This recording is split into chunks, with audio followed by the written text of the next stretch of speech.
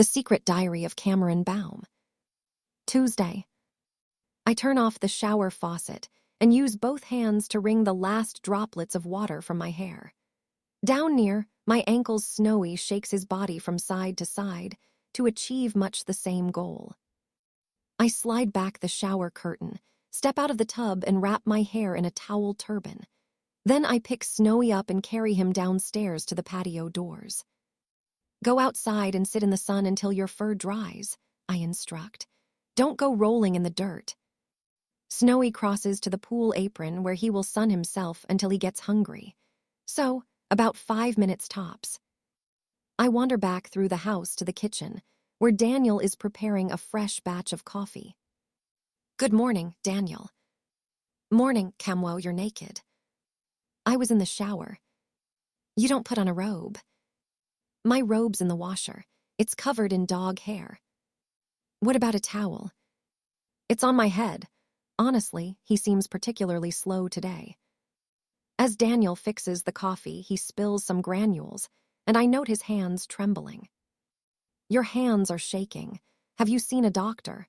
You might have a serious medical condition. The only serious medical condition I've got is standing 2 feet from a naked woman. That's a thing. Who knew? John enters the kitchen. Hey guys, is that coffee? Make one for me, will you? I'm not staring at her boobs, I swear. Didn't think you were. I do now. My robe is in the washer, I explain. Snowy's dog hair. Yeah, he's molting like crazy. Maybe we should run the vacuum cleaner over him. Mia already tried that. His wiener got trapped in the nozzle. Ouch, that's got a sting. He was somewhat perturbed. The men drink their coffee at the table, while I stand at the counter making Snowy's next meal. Why's your hand shaking? Because your girlfriend's bare butt is literally inches from my face. What do you expect? John peels off his top sweater and hands it to me. I slip it on. It's still warm and smells of his cologne. Better now. Much. Myself and my future cardiologist, thank you. Just got an email from Jennifer Mackenzie. She works at Paramount Pictures, a secretary to some producer. Good for her. And she moved to Burbank. Burbank, I say. Yeah, the commute from Malibu was too tough. This is not good news. Burbank is nearer to us than Malibu. Jennifer Mackenzie is blonde and attractive, and has bigger boobs. Plus, John already described her as pretty. This is not good news at all. That's just peachy, I lie. Is she still writing that movie script about Terminators? Said she's finished the first draft, thinks it might work better as a TV show. She's renamed it Terminator, the James Carter Chronicles. Who's James Carter? The name of the character based on me. Gee, a TV show. I wonder who'll play me. It depends if Danny DeVito's free. Oh, hardy har har. Wonder who'll play Cameron. Kelly Brook, I announce confidently. Both men laugh. Why is this funny? Because Kelly Brook has enormous issues as an actress, John hastily interjects. You need someone with more experience. How about Margot Robbie? She's hot, Daniel suggests. She's a movie star. She'll never do TV. Emma Roberts. Too bony. Seems like she'd snap in half in a stiff breeze. Got it, the Fanning sisters. Which one? Beats me. I can never remember which is which. Who'd play Mom? And don't say that actress in Game of Thrones. Dude, she's a ringer. I don't see it myself. As if on cue, Sarah Connor appears in the doorway. She's frowning, which is never a good sign. Which one of you was in the bathroom last? That'd be Cameron. There's dog hair all over the shower curtain. Go and clean it. And stop taking the dog in the shower. That's what hose pipes are for. When she's gone, Daniel says, know who'd be a good fit for your mom. Cruella de Vil. Nailed it. Thursday. I return to the safe house after driving Mia to school and confront a horrifying scene, far worse than any Skynet atrocity. Jennifer Mackenzie is in the kitchen chatting to John. "Oh, hey, you're back. Great.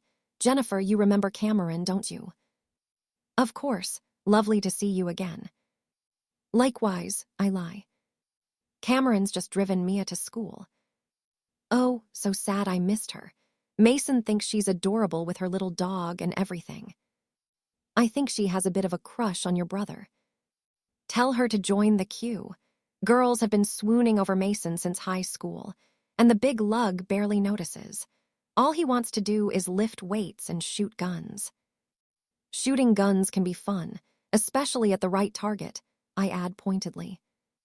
"Would you like some coffee, Jennifer?" "Please, black 2 sugars." "Cameron, could you make us some coffee?" "Make the coffee. What am I, Dobby the house elf?" "So how have you been? You had a pretty traumatic experience." "Okay, I guess. I have these bad dreams where I'm still chained to that damn wall. If you keep having them, you might need help. It could be PTSD." "What is PTSD?" I ask. "Post-traumatic stress disorder."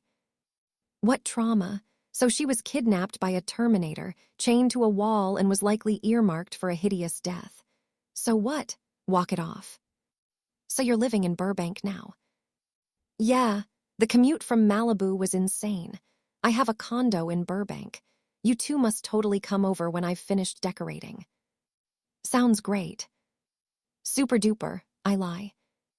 "Of course I miss Mimi." "Mimi." What I called my Mayada. It was a graduation gift from my folks. She named her automobile Mimi. How utterly tweet-wee.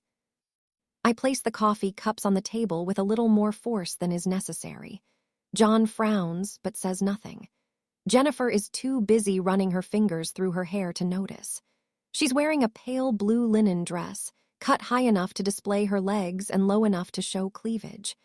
I suppose this must be what passes for fashion in Skankville. "How's the script writing going?" "Good. We're about to start pitch meetings with the studios. Did I tell you it's called Terminator, the James Carter Chronicles?" "You mentioned it in your email." "The James Carter character is based on you. And don't worry, I'll make sure they cast a hunk to do you justice." "What's my character's name?" I ask. "Well, originally you were going to be Asian." "Do I look Asian?" "My agent thought the script needed more diversity. It's kind of the buzzword these days. Can you believe little Kenzie from Ohio has a Hollywood agent?" "Kenzie." "It's a childhood pet name. Mason is Mac and I'm Kenzie. Dumb, I know." "It's cute, I like it." "It's stupid, I hate it." "So what's my character's name?" I persist. "Abigail Flint." "Abigail Flint, Abigail. I sound like a character from Downtown Abbey. Have you seen Lady Abigail, Carson?"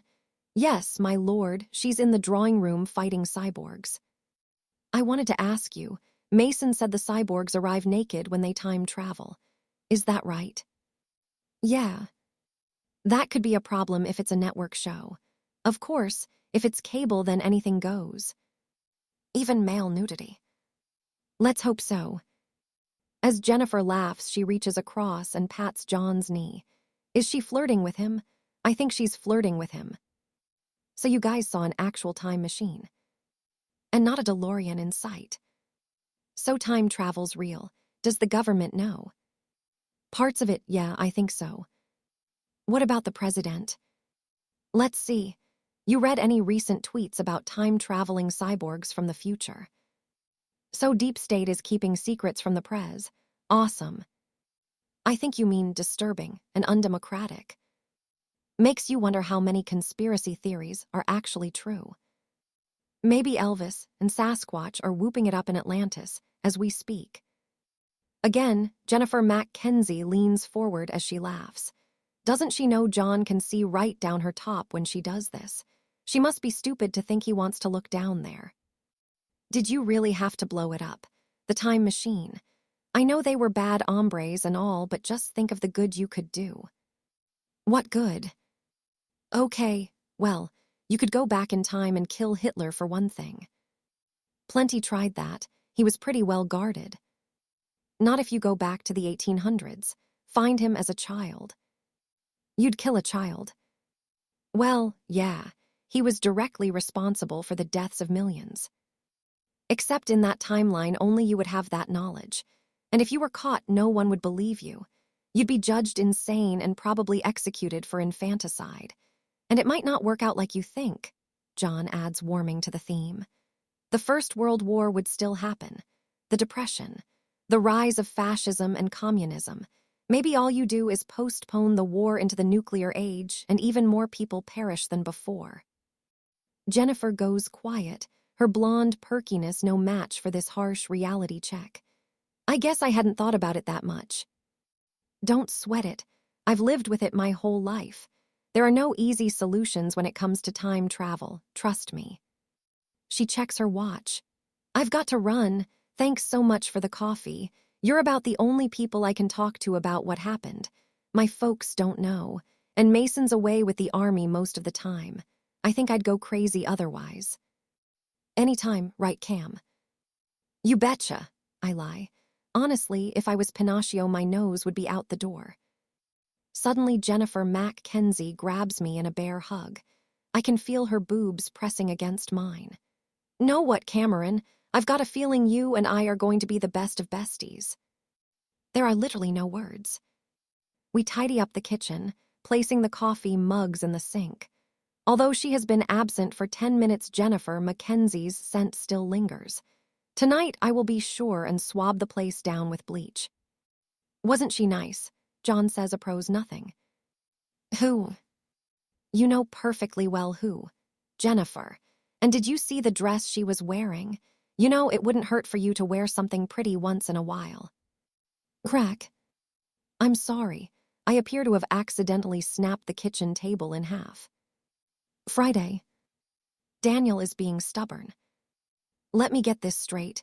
You want me to call Jennifer Mackenzie, the woman we rescued, and ask her out on a date? Yes. I barely know her. What's to know? You're a boy, she's a girl. Hook up and do it like bunnies. I spoke to her for maybe 5 minutes. I don't even remember what we said. You like boobs, don't you? Yeah. She has boobs. You like legs, don't you? Sure. She has legs. You like butts, don't you? Cameron, everyone has a butt. See, you have so much in common. I don't know. I'm pretty sure she thinks my name's Nathaniel. Why does she think that? I guess she misheard me. It was a hectic time. Why didn't you correct her? I don't know. Didn't seem that important. It's not like I ever figured I'd see her again. Me neither. You should totally call her. Pretend to be Nathaniel if you wish. Yeah, you think I could pull Nathaniel off. He sounds like a preppy goy. You could be her goy toy. This is super creepy. It sounds like you're pimping me out, and it's John who spent all the time with her. They seem to hit it off. Wait a second, that's it. You're worried she'll put the moves on your boyfriend. Not at all, I lie. And if I'm the one scratching that itch, then she won't look anywhere else. I am so busted. Listen, I get it. I do. I was pretty bummed when Jennifer Lawrence got hitched. You thought you had a shot with Jennifer Lawrence. Hey, it could have happened. You never know. A chance encounter. Eyes meet across a crowded bar. Music plays. I watch the Hallmark Channel. I'm a romantic. Is it romantic to keep nude photos of her on your computer in a folder mislabeled tax returns? That's personal stuff, not cool, Cameron. So will you seduce her for me? No, it's too weird. Find yourself another gigolo for hire. Damn, that leaves Snowy as my last potential Romeo. I hope Jennifer Mackenzie likes doggy style.